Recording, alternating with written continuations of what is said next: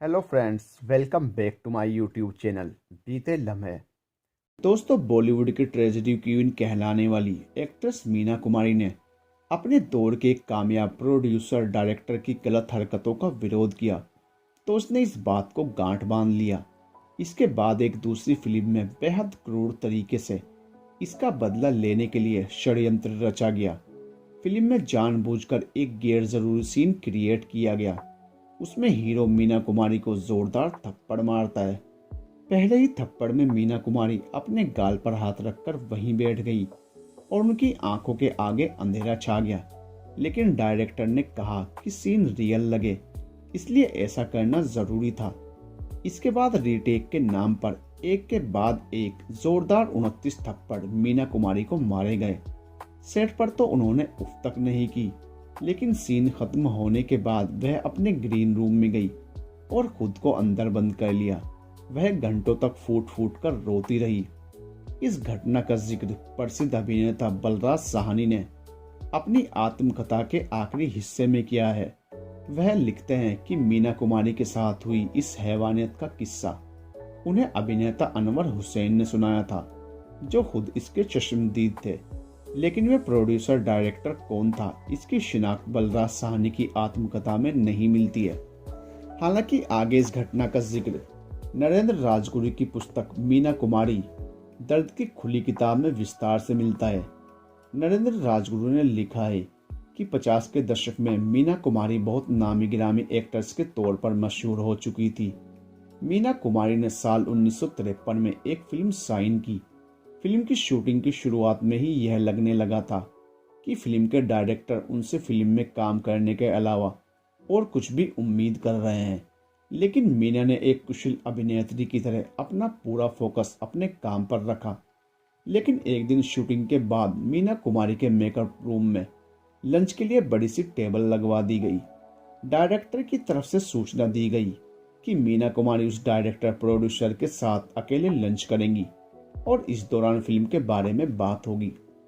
Lunch के दौरान वह व्यक्ति निर्लज्ज होकर टेबल के नीचे मीना कुमारी के पैर पर अपना पैर दबाने लगा। इसके बाद वह मीना का हाथ पकड़कर चूमने लगा और फिर उनकी जांघों पर हाथ रख दिया। मीना कुमारी के लिए यह बदतमीजी नाकाबिले बर्दाश्त थी, सो उन्होंने शोर मचा दिया। बाहर खड़े लोग चौंक उठे और फिर मीना कुमारी ने सबके सामने उस निर्माता निर्देशक को खूब खरी खोटी सुनाई। मीना कुमारी इस तरह उसे अपमानित करेंगी, यह बात उस डायरेक्टर की सोच के परे थी। यह मामला प्रोड्यूसर एसोसिएशन में भी पहुंचा, लेकिन धीरे धीरे शांत हो गया। वह फिल्म मीना कुमारी ने छोड़ दी। इसके बाद मधुबाला ने उनकी जगह काम किया। मीडिया रिपोर्ट्स में कहा गया कि मीना कुमारी ने उस दौरान की डेट्स कमाल अमरोही को दे रखी थी। इसकी वजह से उन्होंने वह फिल्म बीच में छोड़ दी। मीना अपनी दूसरी फिल्मों में बिजी हो गई, लेकिन उस प्रोड्यूसर के मन में बदले की ज्वाला धड़कने लगी। वह उस दौर का सबसे बड़ा प्रोड्यूसर डायरेक्टर था और पूरी इंडस्ट्री में उसकी तूती बोलती थी।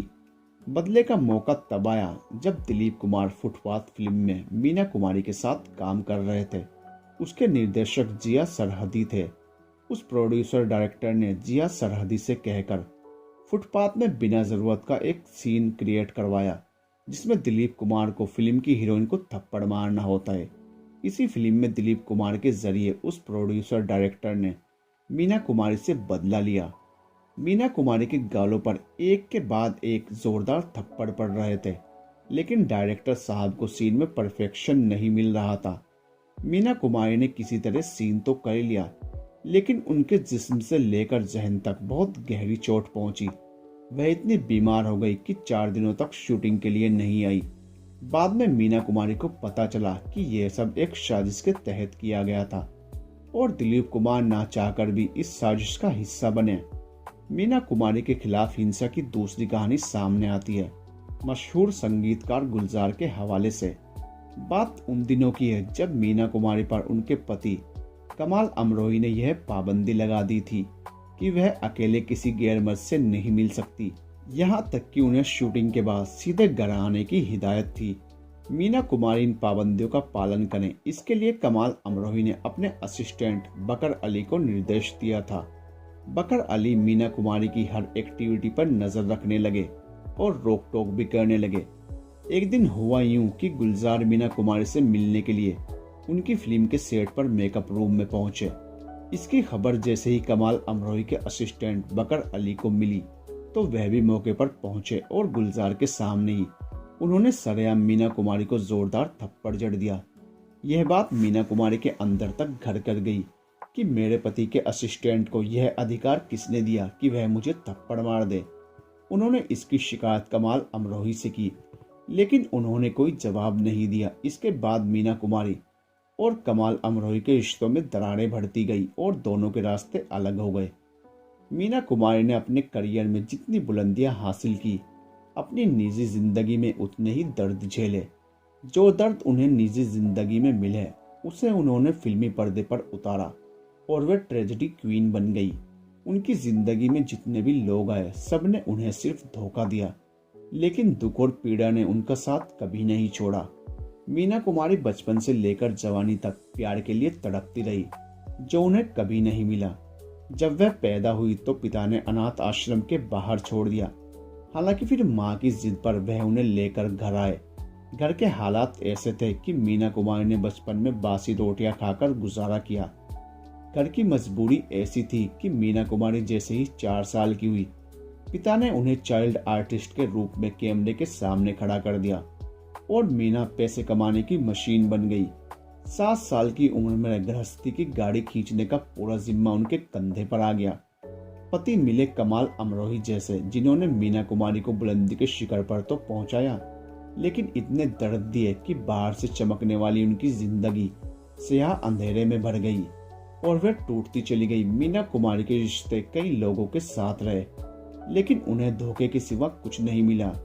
दुनियावी दर्द ने मीना को इतना तोड़ दिया कि आखिरकार उन्होंने इश्क कर लिया शराब से।